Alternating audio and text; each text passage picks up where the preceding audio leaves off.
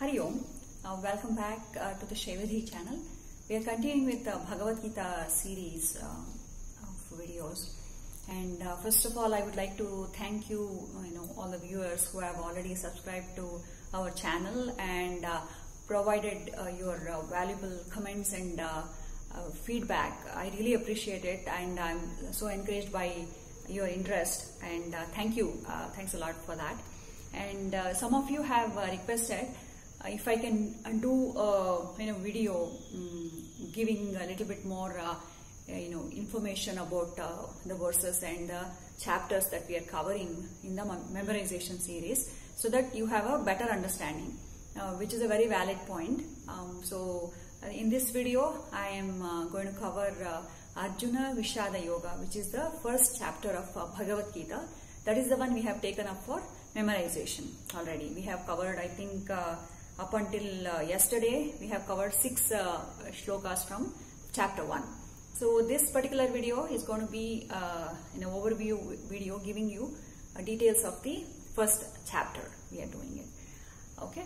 And if you, prior to this, if you haven't already watched, excuse me, a Mahabharata summary video, which I did yesterday, please watch that before coming to this particular video if you don't know the Mahabharata story already, because that gives you a context. How did this the battle of Kurukshetra, the Mahabharata battle, actually started? Okay, assuming that you have already watched it or already have a little bit of knowledge about this Mahabharata, prior to Bhagavad Gita, then you can continue with this video. Now when this particular Bhagavad Gita starts, this particular adhyaya, both the armies of Kauravas and Pandavas have arrived at the Kurukshetra battlefield to battle it out. They are actually cousins fighting to decide the ownership of the kingdom. Okay.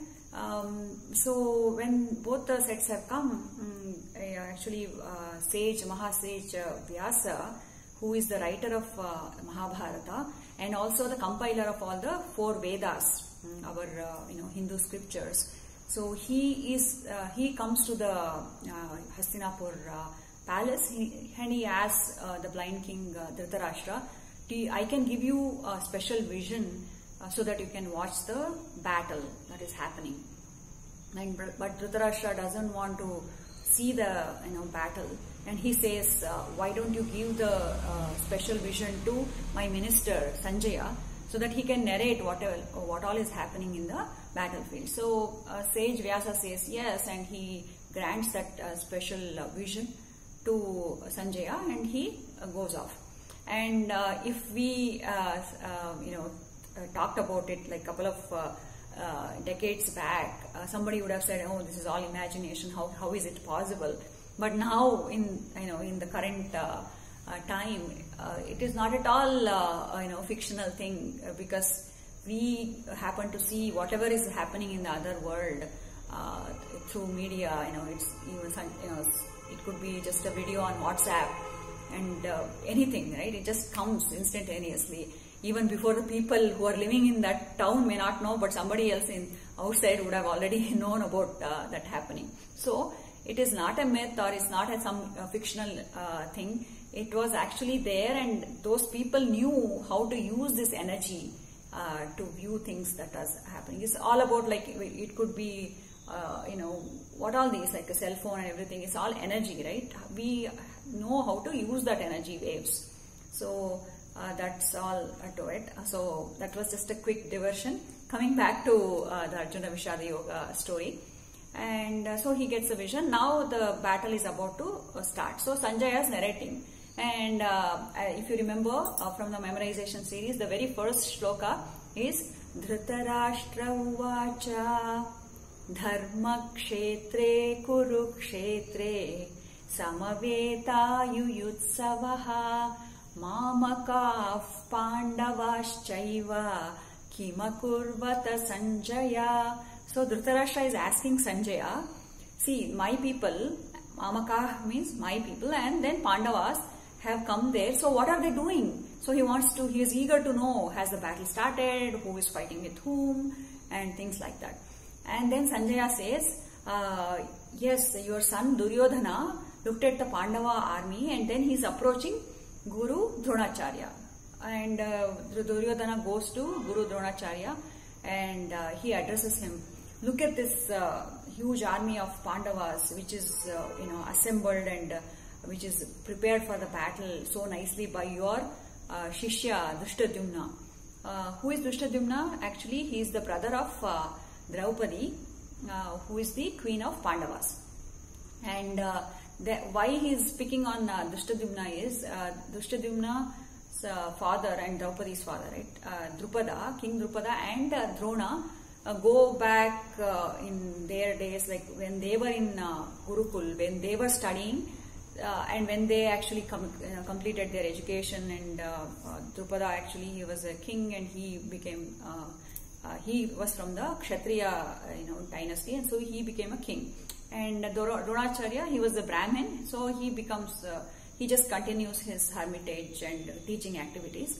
So when he had approached Drupada after their education, and Drupada had ill-treated this Drona as though he didn't recognize him. So Drona was humiliated, and then he takes a vow that I'm going to make sure that I will be even better than you. And then keeping that word in mind, what he does is Dronacharya becomes the Guru of Kauravas and Pandavas, and then he uses his students to defeat Drupada. So Drupada again remembers that defeat, and he takes a vow, like, I'm going to get a son who is going to kill you. So that is against Dronacharya. So this is just an example how, if some incident that's happening between two people or two families, if they harbor that ill feeling, how they are going to destroy each other. So if they had left it and somehow patched up, this wouldn't have happened. And now this animosity between them also is adding to this battle misery already. So he says, okay, Drishtadyumna, he taunts Dronacharya. See, you taught this guy and he became your student. Even though you knew that it's Drupada's son, you taught him. Now he is against you to battle. And then he also tries to pacify. He knows that he is taunting Dronacharya, but Dronacharya is fighting for Kaurava. And then he says, okay, let's take, a measure of the strength of Pandavas. He says, look at those people who are, as good as Bhima and Arjuna. And he just names all the people who are on Pandava's side. And then he also says, we also have people like you, Bhishma and Karna and Ashwathama, Vikarna and all the Krupacharya. So we also have people, and there are so many other warriors who are ready to give up their life for me. So he's kind of getting ready for the battle. It's like you can imagine two cricket teams about to play in the World Cup. So then they assess who is what, and my team is this, and we have this bowler and we have this person who can just score 100 runs no matter what type of ball he gets. So like that they are also evaluating. It's even worse than a cricket match. So, and then at the same time Duryodhana knows that if we just go by the numbers, Kaurava army is obviously huge, very huge compared to Pandavas, because these people have 11 huge units of army, whereas Pandavas have only 7 units. That unit is called Akshohini. One Akshohini itself has so many number of things, so many soldiers and people riding on elephants and charioteers, and then horses and everything. I mean, that's there's actual number. I can give you the details in the description box if you want to know the trivia. But coming back to the story, so if you just go by the numbers, Kauravas are stronger. But Duryodhana also knows that whatever he is doing is not right, and he knows that Pandavas are following the right path, because whatever is rightfully theirs, and even though they were humiliated by Kauravas in many ways, and Kauravas had even tried to kill Pandavas many times, and they humiliated Draupadi, and they had done really bad things. So, despite knowing it, he is not ready to change. Duryodhana says, okay, fine, this is mine, nothing. And then he is also kind of like not sure, because even though Dronacharya and Bhishma Pitama are on his side, he knows that Pandavas are also related to them, right, in the same relationship. So they might be partial to them, and they may not do the right job when they are actually fighting for Kauravas. They might be fighting, but because of the sympathy towards them, they may not do a good job. So he also has that doubt. So he's doubting his army from the very beginning. And he also says, see, Bhishma Pitamaha is the great warrior on our side. He is the commander-in-chief. So you have to guard him from all the vantage points. So nothing should happen to Bhishma. So he says that, and Bhishma, even though he doesn't like it, but because he's bound by his vows, and he is like, okay, fine. And then he wants to show that they're ready for the battle. He blows his conch, and everybody from Kaurava's side, they also indicate their readiness by beating drums and kettle drums and trumpets and everything. All sorts of instruments were used to indicate the readiness. And in response to the conch blowing and the sounds coming from Kaurava's side, Pandavas also have to indicate that they are ready for the battle. So in the shlokas that we are going to memorize in the next couple of videos, then you can see the stark difference between Kaurava's side and Pandava's side. Here it is like a chaotic, when Bhishma starts with the conch blowing, everybody does whatever things, and there is no order, nothing. One is doing one instrument, and just like a cacophony on that side. Here, in response, first Krishna blows his conch, Panchajanya. The name of the conch is Panchajanya. It's a very special conch, and actually everybody waits for Krishna, even though he is not a commander-in-chief. He is not fighting the battle. He's playing the role of a charioteer to Arjuna. Despite that, Pandavas are waiting to take a cue from Krishna. So once he blows the conch, then Arjuna blows his conch. It's called Devadatta, and then Bhima does. It's a Poundra, and then Dharmaraya does it, and then followed by Nakula Sahadeva, and then they do it in an orderly fashion. So, and indicating their thing. So in the shlokas, it's given. You can make out how organized these people were, and at the same time they were huge in number but so disorganized. So that happens, and at that point of time when they're about to strike, and Arjuna gets this thought, he says, Achyuta, take my part. Achyuta is another name of Krishna. Achyuta means non-failing. Okay, he can never be defeated. So that is another name of Krishna. And he says, take my chariot and place it in the middle of the two armies. Here his tone, if we look at that verse, his tone is like, take my chariot to the ground and place it in the middle of the army, so that I can take a better look at the people who are going to be killed by me in this battle. So it's kind of like no matter how good you are and everything, that ego had come up in Arjuna's mind. He's more thinking that, yes, I am going to do it. Just taking a sidestep from this main story, this ego, right, that I thing, it's if it becomes, if we become overconfident and full of pride, it actually hurts us, because we think that we are above everything and everybody, and that actually is an indication that if we think too much of ourselves, it actually leads to the downfall. So we have to be really careful, I'm not saying become very, just listen to everybody and be a doormat, but at the same time, don't become overconfident and think as though you can do everything. So that kind of like, even though Arjuna wasn't like that, the way he, commanded Krishna as though he was just a charioteer, and that is actually becomes a turning point in that battlefield. So Krishna says, okay, fine, I'm your charioteer. I'm playing the role. He takes the chariot, and instead of placing it in front of Kauravas or Duryodhana or his brother, he takes a chariot and puts it right in front of Bhishma Pitama and Dronacharya. And he says, okay Arjuna, I've done my job. Look at all the Kauravas who have assembled to fight with us. And he looks at, and then he knows, I mean, why did Krishna do it that way? Why did he put the chariot in front of Bhishma and Drona instead of Duryodhana and or any other Kaurava for that matter? And let's see why he did it. So obviously Krishna is the Almighty. He knows, I mean, he is the one who is planning everything, right?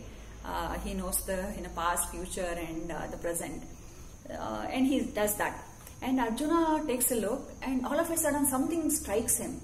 Until now he was like so ready for the battle, and he's ready to kill everybody. And because there is a valid reason. These are people are doing very bad things, and if they continue to do it, the whole kingdom will really go for pits, and then they are like all unrighteous things. So he says, okay, fine. But now when he sees Drona and Bhishma, something strikes his mind, and he becomes very nervous, very anxious. He is telling, look at all these people. These are my grandfathers, my uncles, my my cousins, their kids. They're like my kids, and my teachers. How can I fight with them?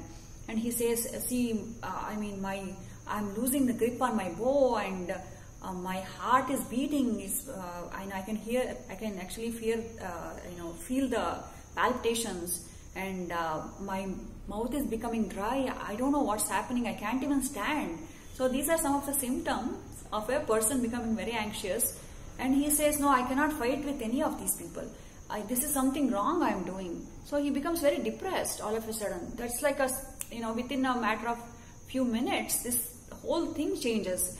Arjuna being the greatest warrior, and now this guy who says, I cannot do anything, I cannot even hold this bow. So that is the condition, it just happens.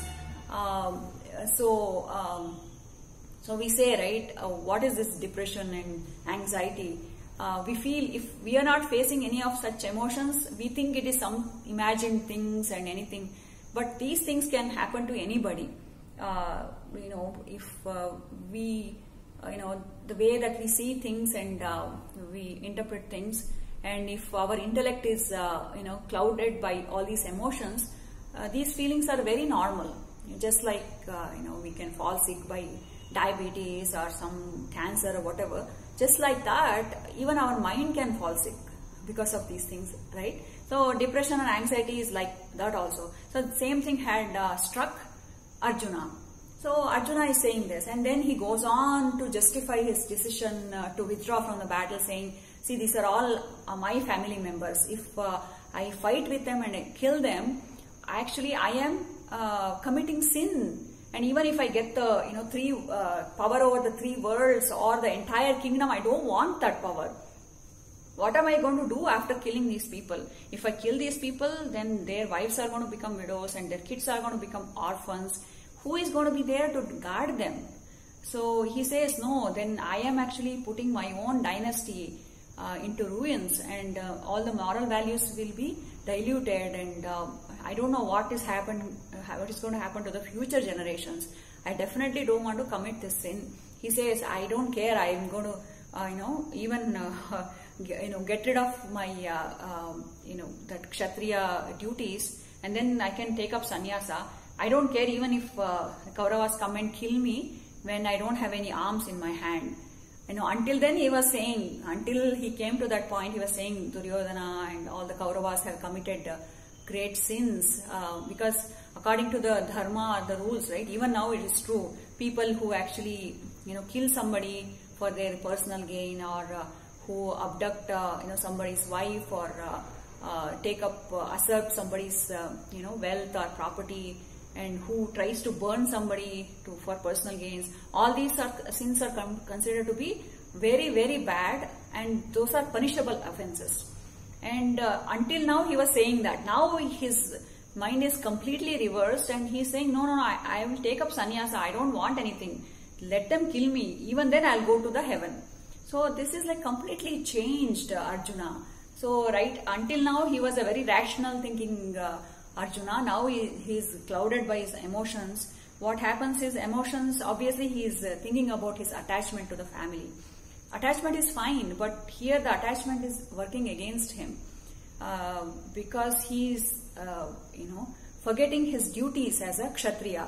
What is the duty of a Kshatriya or a warrior person? He has to guard the interests of the people who are on the right path and then punish the other people. If the, for example, let's say that there is a policeman, and if he has to catch a thief who has committed a thing, and then he's like saying, no, if I catch the thief and if he gets punished, what is going to happen to his family? So I don't want to catch that thief, and he lets him go. Just imagine what is going to happen to the law and order of that place, right? Similar thing is happening here. So did Krishna say anything? No, he's not saying anything. He knows what is happening in Arjuna's mind, and Arjuna's intellect is actually clouded by all these emotional feelings and attachment, and he's not thinking right way. So his intellect is clouded, so he has lost the discerning power, and so whatever is right is looking like wrong, and whatever is wrong is looking like right to him. So that is what happens even when we get stressed out or anxious or depressed. So we sometimes don't feel like doing anything, right? So that is when we seek some help. Here he is telling Krishna, no, see, until now I didn't think right, now I am thinking right, so this is not right. So what I don't want to fight with my own people. So let me just go, and he just loses grip on his bow, and he just sinks down on his chariot.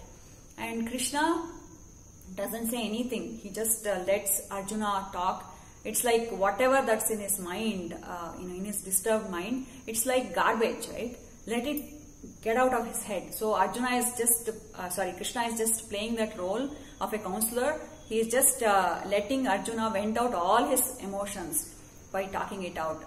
Arjuna is saying, see, I am right. I am justified in, stopping this battle for the betterment of the family. So let me just say bye-bye to this battle and go. And Krishna is just listening. And then in the next chapter, this actually concludes the first chapter, Arjuna Vishada Yoga. Arjuna, as you know, is the third Pandava brother. He's the greatest, he's the expert archer of that era. And, Krishna is very close to Arjuna, both by, relation through his mother and also by marriage, because Krishna's sister Subhadra is married to Krishna, and also Krishna and Arjuna are considered to be very best friends also, apart from being a relative. So Krishna, in the next chapter we are going to see how Krishna actually tries to console Arjuna and tries to talk him out of it.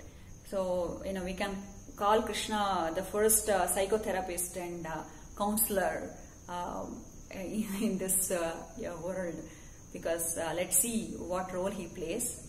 That is going to be in the next chapter, Sankhya Yoga. Okay, and hope this particular video gives you a good understanding of this first chapter. So when you memorize the shlokas, you have a context to work with. So if you think logically, if you connect these scenes, it's like a story, right? When you have this logical connection, it's easy to remember the verses also. Hopefully this will help you. And also, as you might have observed in each and every memorization video, I am giving a brief overview of the verses covered and what are they about. So hopefully that will also help you. In case if you need any more information or any more pointers, please do let me know, either by DMing us through email, or you can also put that in the comment section. And again, thank you. Thanks for your time and interest. I really appreciate it. And as always, Sarve Janaha Sukhino Bhavantu. Keep learning and be happy. Stay safe, happy and healthy. Thanks.